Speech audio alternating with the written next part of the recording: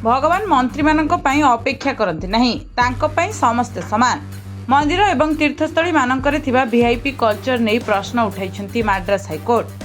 Madras high court मंदिर रे VIP दर्शन देवार प्रथा को भूल एवं पक्षपातपूर्ण बोली कहिसेंती। कोर्ट जुक्ति दर्शाई जे चर्च एवं मस्जिद रे एपरी कोनोसी प्रथा पालन करा जाय नहीं, तेबे मंदिर रे यह काहेकि हेबा उचित।